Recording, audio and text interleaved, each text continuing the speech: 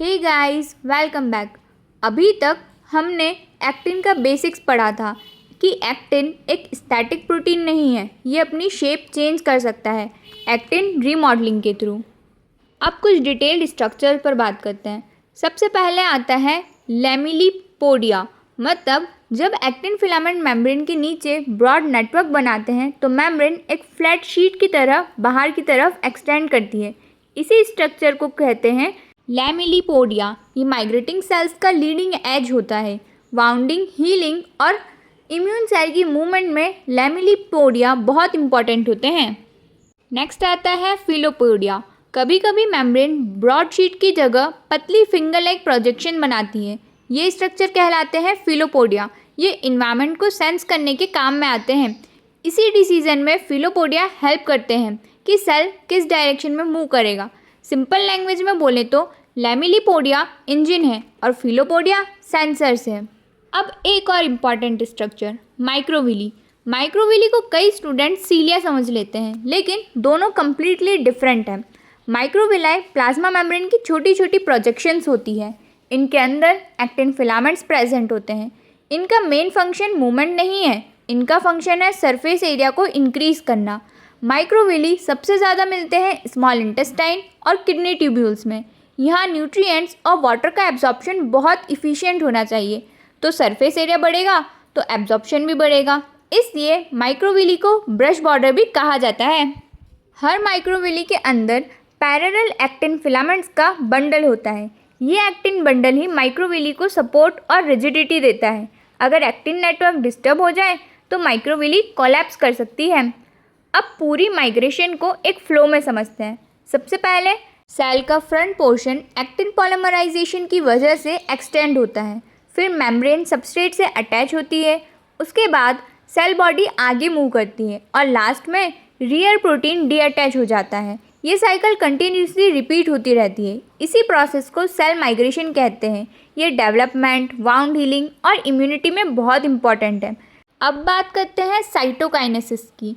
Cell division के and में एक पेरेंट सेल दो डॉटर सेल में डिवाइड होती है। एक लास्ट स्टेप को साइटोकाइनेसिस कहते हैं। एनिमल सेल में मेम्ब्रेन के नीचे एक्टिन और मायोसिन का एक कॉन्ट्रैक्टाइल रिंग बनता है। ये रिंग धीरे धीरे कॉन्ट्रैक्ट करता है और सेल दो पार्ट्स में डिवाइड हो जाता है। अभी सिर्फ इसका स्ट्रक्चर वाला रोल समझते हैं, बाकी की डिटेल्स हम सेल साइकिल में देखेंगे। अब आते हैं कुछ इंपॉर्टेंट कंपाउंड्स पर। ये CSIR नेट में बहुत पूछे जाते हैं। Actin inhibitors. सबसे पहले है साइटोचैलेसिन। साइटोचैलेसिन एक्टिन फिलामेंट के प्लस एंड पर बाइंड करता है।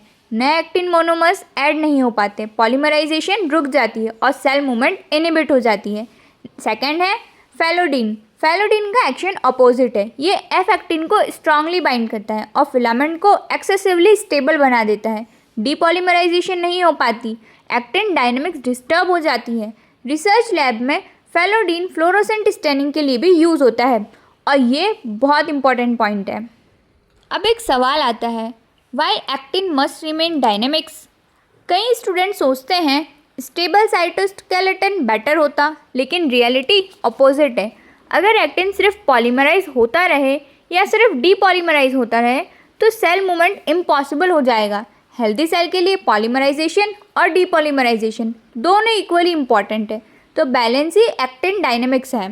अभी तक हमने एक्टिन का कॉम्प्लेक्स ओवरव्यू देख लिया है। Structure, organisation, cell cortex, movement, microvilli, migration और इनहिबिटर्स।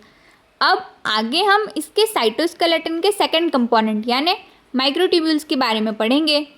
वैसे आगे बढ़ने से पहले एक और शॉर्ट स्टोरी। सोचो, एक कंस्ट्रक्शन टीम रोड बना रही है। आगे वर्कर्स कंटिन्यूसली नए टाइल्स लगा रहे हैं, पीछे पुरानी टाइल्स हटा रहे हैं। रोड की लेंथ ऑलमोस्ट सेम दिखती है, लेकिन कंस्ट्रक्शन कंटिन्यूसली चल रही होती है। यही एक्टिन ट्रेडमिलिंग और सेल मूवमेंट का प्रिंसिपल है।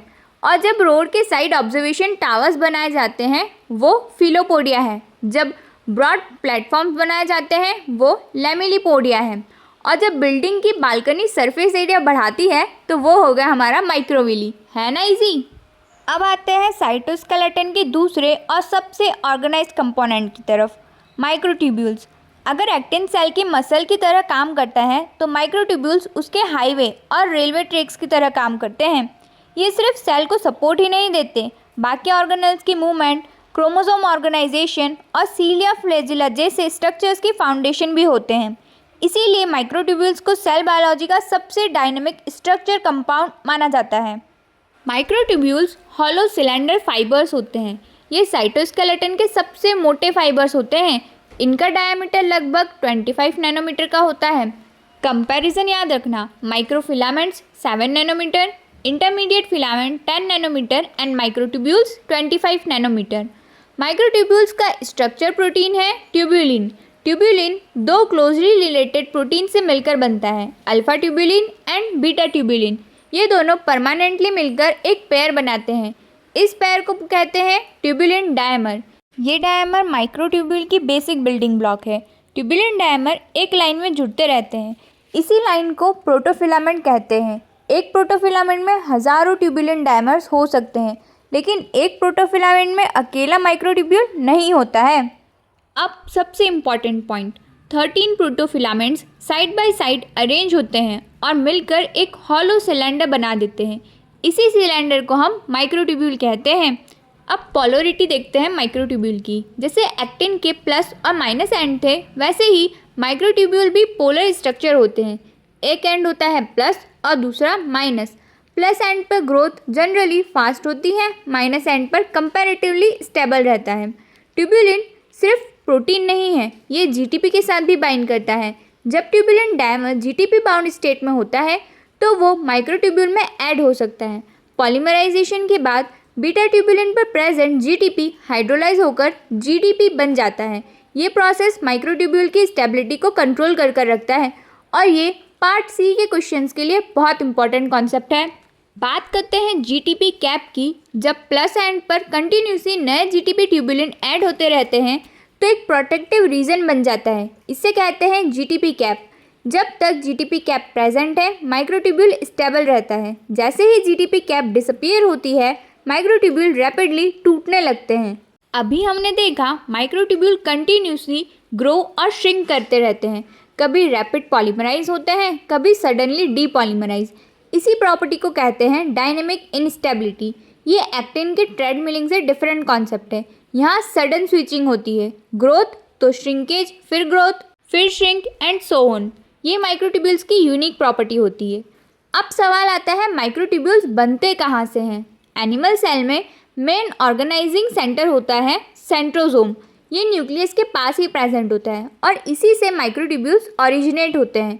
इसी वजह से सेंट्रोसोम को कहते हैं माइक्रोट्यूब्यूल ऑर्गेनाइजिंग सेंटर, MTOC। हर सेंट्रोसोम के अंदर नॉर्मली 2 सेंट्रियोल्स होते हैं। ये एक दूसरे के परपेंडिकुलर अरेंज होते हैं। हर सेंट्रियोल 9 ट्रिपलेट माइक्रोट्यूब्यूल से बना होता है। ध्यान रहे, यहाँ 9+0 अरेंजमेंट नहीं बोलते, बस 9 ट्रिपलेट्स बोलते हैं। ये याद रखना, ये सीलिया वाले अरेंजमेंट से बहुत अलग है। अब आते हैं माइक्रोट्यूब्यूल्स के फंक्शनिंग पर। इसके बहुत सारे फंक्शंस हैं। सबसे पहला सेल शेप। ये कंप्रेशन को रेजिस्ट करते हैं और सेल को सपोर्ट देते हैं। सेकंड है ऑर्गेनल पोजीशनिंग। गोल्जी, ER और दूसरे ऑर्गेनल्स की पोजीशनिंग मेंटेन करके रखते हैं। Next is intracellular transport. Motor proteins इन्हीं ट्रैक्स पर मूवमेंट करती हैं। अब बात करते हैं सीलिया फ्लैजिला। इनका कोर फ्रेमवर्क माइक्रोट्यूब्यूल से बना होता है। इसकी डिटेल हम बाद में देखेंगे। अगला फंक्शन है माइटोटिक स्पिंडल। ये सेल डिवीजन के टाइम क्रोमोसोम को सेपरेट करने के लिए स्पिंडल फाइबर्स बनाते हैं। ये भी माइक्रोट्यूब्यूल से ही बने होते हैं। इन्हें भी हम सेल साइकिल में डिटेल में देखेंगे। अब आते हैं माइक्रोट्यूब्यूल्स इनहिबिटर। ये CSI नेट का फेवरेट कॉन्सेप्ट है। सबसे पहले है कॉल्चिसिन। कॉल्चिसिन ट्यूब्यूलिन से बाइंड करता है, नए माइक्रोट्यूब्यूल्स बनने नहीं देता, पॉलीमराइजेशन भी इनहिबिट हो जाती है।